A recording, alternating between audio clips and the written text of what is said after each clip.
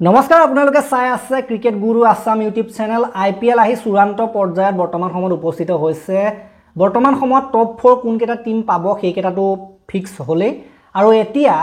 যি কেটা top 2 team প্ৰথম দুটা স্থানত কোন কোন থাকিব তাকে লৈ এখন মহাযুদ্ধ চলি আছে এইখিনিয়ে শেষ সময় শেষৰ দুটা স্থান দখল কৰাটো আৰু আপোনালোকে জানে যে শেষ প্ৰথম দুটা স্থান যিয়ে দখল কৰে তেওঁলোকৰ IPL সাধাৰণতে দুটা চান্স পায় IPL ফাইনেল পোৱাৰ ক্ষেত্ৰত তেওঁলোকে দুটা চান্স পায় কিন্তু যি কেটা টিমে তৃতীয় আৰু চতুৰ্থ স্থান লাভ কৰে তেওঁলোকে ডাইৰেক্ট এলিমিনেটৰ খেলিব লাগে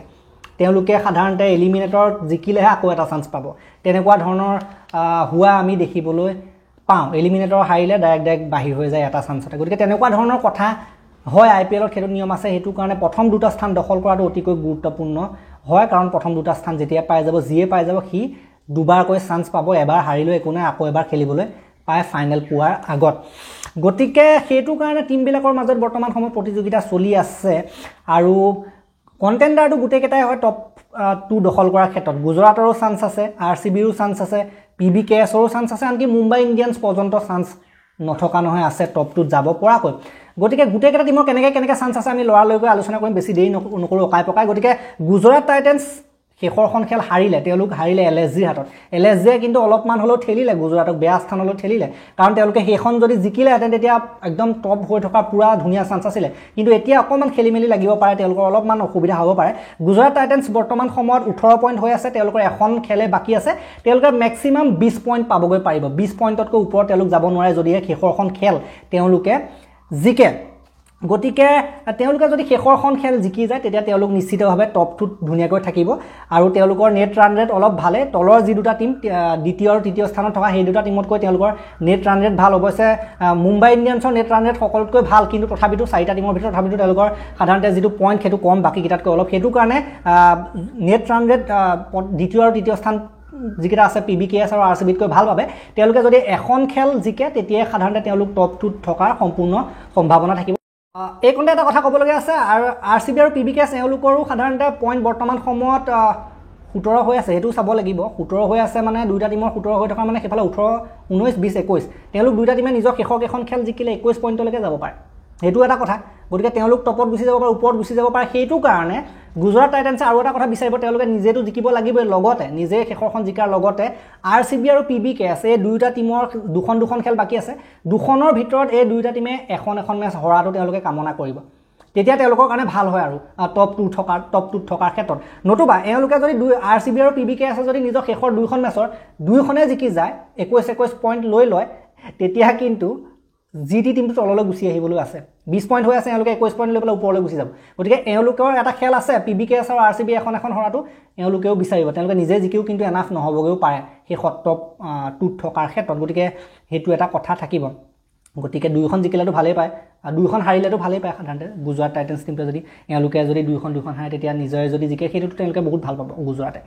বাকি এতিয়া আহিলো RCB টিমটোৰ কথালৈ RCB টিমৰো সেই 21 পইণ্টলৈকে যাব পাৰিব ম্যাক্সিমাম বৰ্তমান সময়ত 17 পইণ্ট হৈ আছে 18 19 20 21 দুখন জিকিলে তেওঁলোকে ম্যাক্সিমাম 21 পইণ্টলৈকে যাব পাৰিব গতিকে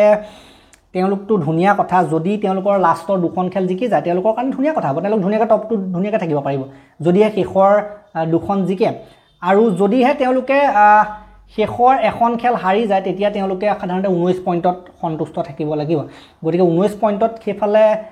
বৰ সঠিক নহবগৈও পাৰে গতিকে তেওঁলোকে কি আশা কৰিব তেওঁলোকে আশা কৰিব যে নিজে দুইখন জিকক আৰু তেওঁলোকে এখন জিকি এখন হাৰিলেও কিন্তু টপ 2 থকাৰ সম্ভাৱনা আছে তেতিয়া তেওঁলোকে কি কৰিব তেতিয়া তেওঁলোকে ভাবিব যে GT আৰু PBKS এখন মেচ হাৰক হেতু বিচাৰিব আৰু নিজৰ নেট ৰান ৰেটটো অলপ ভাল কৰি ৰাখক তেনেকৈ বিচাৰিব RCB টিমটোৱে তেতিয়া তেওঁলোকে টপ 2 থাকিব পাৰিব GT আৰু PBKS যদি এখন হাৰে GT যদি লাষ্টখন হাৰে PBKS যদি নিজৰ দুখনৰ ভিতৰত এখন হাৰে তেতিয়া RCB টিমটোৱে এখন জিকিও টপ 2 থাকিব পাৰিব এখন জিকি এখন হাৰি টপ 2 থাকিব পাৰিব গতিকে RCB হেতু ক্ষেত্ৰত অলপমান ভাল ফলাফল দেখিবলৈ পোৱা গৈছে ভাল আশা দেখিবলৈ পোৱা গৈছে RCB সমৰ্থকসকলৰ বাবে যে এখন হাৰিও তেওঁলোকে টপ 2 থকাৰ চান্স আছে হেতু বহুত সুন্দৰ কথা এতিয়া আহিছো PBKS টিমটোলৈ PBKS টিমটো নেট ৰান ৰেট অলপ বেয়া RCBতকৈ আৰু লগতে GTতকৈ অলপমান নেট ৰান ৰেটটো দুৰ্বল আছে তেনেকুৱা ক্ষেত্ৰত তেওঁলোকে বিচাৰিব যে তেওঁলোকে দুইখন খেল জিকক নিজে দুইখন খেল যদি জিকে শেষৰ যদি গুটেকেইখন খেল জিকে তেওঁলোকে ধুনিয়াকৈ সাধাৰণতে টপ 2 কোৱালিফাই কৰিব পাৰিব কিন্তু যদিহে এখন জিকি এখন হাৰে তেতিয়া নেট ৰান ৰেটত অলপ খেলিমেলি আহি যাব পাৰে কাৰণ তেতিয়া তেওঁলোকে আৰু এটা কথা বিচাৰিব যে তেওঁলোকে RCB বা GT এই দুইটা টিম নিজৰ শেষৰ এখন খেল হাৰক সেইটো বিচাৰিব RCB দুখনৰ ভিতৰত এখন হাৰক GT নিজৰখন হাৰি যাওক তেনেকুৱা যদি বিচাৰে তেওঁলোকে যদি নিজে এখন খেল জিকি এখনো হাৰে তেতিয়া সাধাৰণতে তেওঁলোক